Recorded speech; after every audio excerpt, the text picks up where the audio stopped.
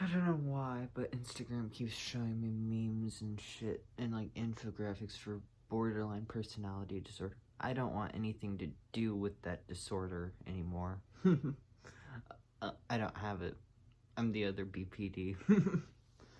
I'm the other end of that. I want nothing to do with borderline shit ever again. But that's neither here nor there. That's just my algorithm being weird. Like, for some reason, like, once a week also, it decides to, like, just load a shit ton of random thirst traps into it, and it's like, I don't care. I don't care. I don't want any of that stuff. But algorithm's gonna algorithm. I don't know. I'm just sort of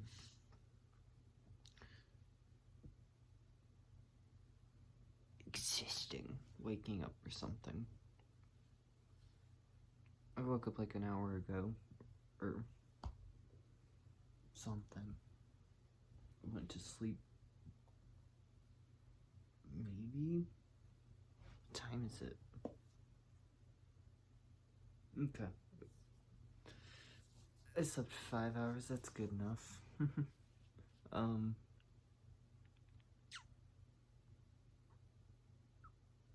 Yeah, I'm not sure. I'm just sort of trying to get myself into doing something. Just talk to myself here and just wake up, I guess. I'm basically sort of just here and talking to my reflection.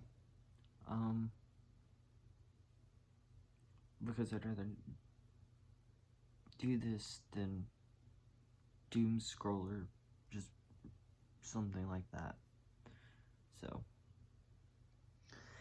yeah, productive, I guess. I don't know. Not just doing bullshit. Then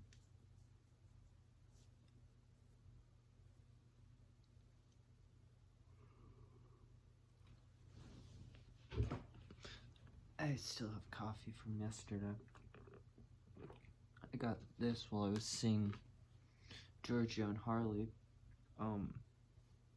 It was cool. I went to, so I walked outside and I walked, down the road a bit and, just went to this sort of business complex, met up with them, and wound up with a shit ton of, these. I've had most of them now, unfortunately, but, oh, there's still some in this one. You know, I'll probably get some more tomorrow. You know, they could stop by my work whenever. They did today, or I guess yesterday. Sort of nice. Makes it less insane for me, because at least then I have some sort of connection with people. And, you know, frankly, you know, it's just sort of interesting how things like that work out, you know, because they don't have to be nice to me at all, but they are.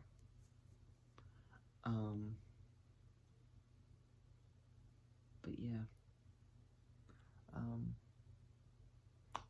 no longer have a car. I did the last things I was gonna do in that already, and then,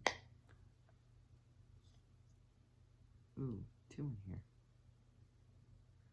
1 in here, okay.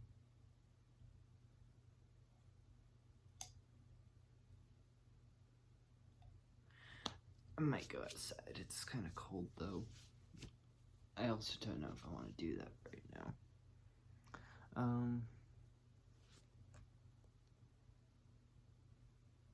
yeah. Then I don't want to put it onto my reading, but, oops. That just dropped. Anyway. I don't know if I should, okay, I've had it for a while, but I need to actually read this, The Atrocity Exhibition.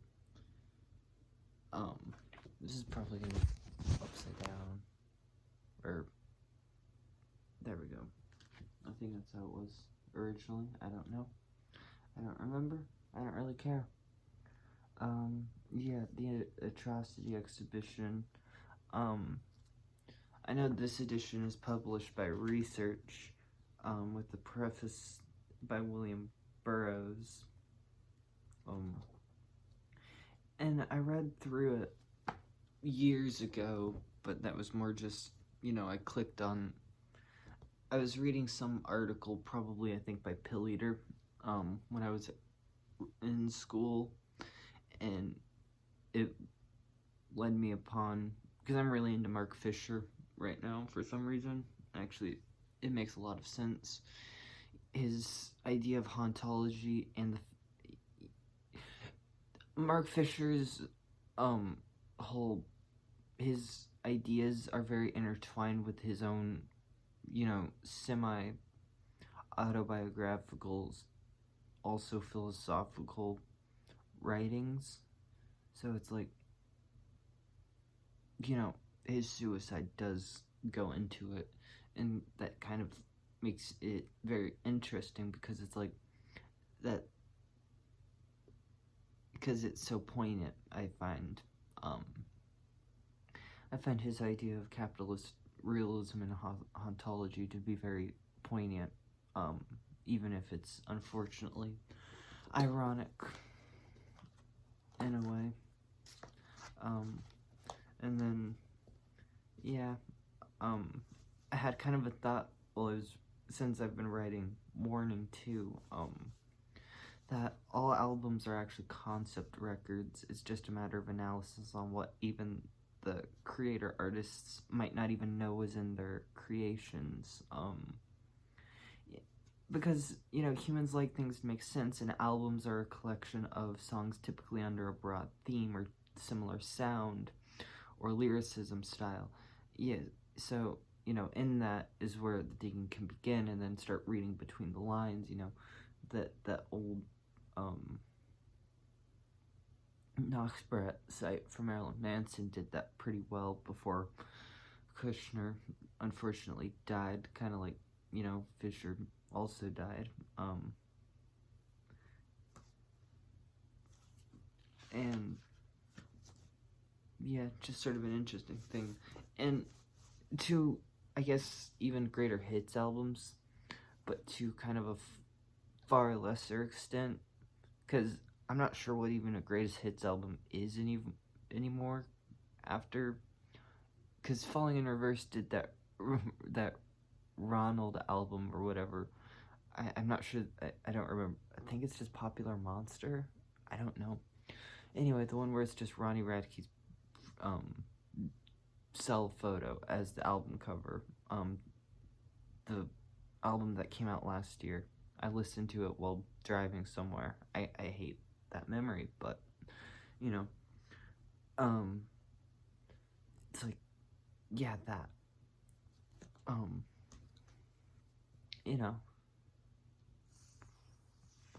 Because that album, so concept albums are essentially just collections of all the singles that a band puts out over the years, and then, like, Green Day has International Super Hits and God's Favorite Band, which is just, 2 to 4 songs from all their previous records. So it's, meanwhile, a lot of those records the other tracks get cut out except for the singles, because, you know, the singles are the ones that get played the most and heard the most. Meanwhile, you know, you can find a lot more interesting stuff on the actual albums, but, you know, even greatest hits collections can be seen as concept records. It's just an issue of connecting odd dots, you know. It's, I guess, simulated schizophrenia of sorts, because I'm not sure, but, like, all these sorts of, like, connections are, like, really easier and stuff, but I don't know. It's just interesting to think of in, like, a story way, because then you can actually get somewhere in it, and it's fascinating, just because it's like I'm writing on Warning right now, and one of the writings for the song Jackass, it I have to write a whole, I already wrote it. I had to write a whole dissertation or whatever the right word is on Napoleon Dynamite for it, and that's just it's amazing. There's, you know, you can find little bits and pieces everywhere, because Warning is actually a concept record too, because, like I said, it's just a matter of analysis on what the creator artists might not have even known was in their creation, you know, because Warning is a concept album. It's just a matter of interpretation of the lyrics, you know, and melody actually too, because it's similar to,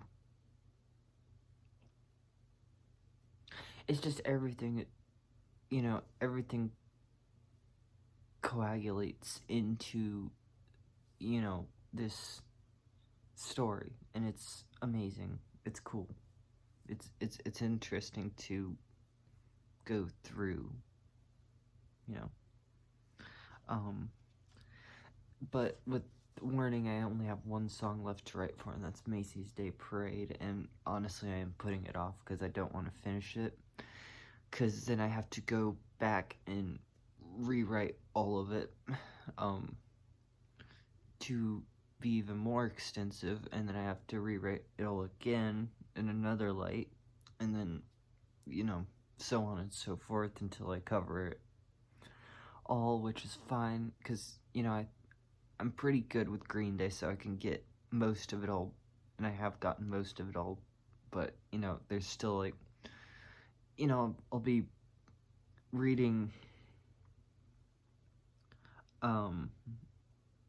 you know, like the E.M. Sioran book, A Short History of Decay, and it'll be talking about the concept of misery, and, you know, after I already wrote the piece for the song Misery, and it's like, oh shit, but this perfectly encapsulates it, so I have to go back, and then I have to create a whole new part of that, and then writing, the fun of writing. It's fun. I'm not complaining. I'm actually saying it's fun, but I'm putting things off because I don't want to do it, because I don't want to ruin the fun too much, if that makes sense. Because, like, whenever it's, like, finished, and, like, even, like, looking at it in here, it's just, I don't know, it's just cool to see how it comes together. You know, I like writing. It's my thing, and, you know, it's it's writing. It's I guess my Verity, I don't know. Verity is a true principle or belief, especially one of fundamental importance, but that's very subjective. It's just my Verity and how I understand things.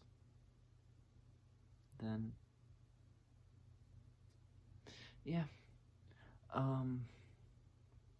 Oh, yeah, I was thinking, nah. I'm gonna actually do stuff now because I've been talking to myself enough that I think I can. So, yeah.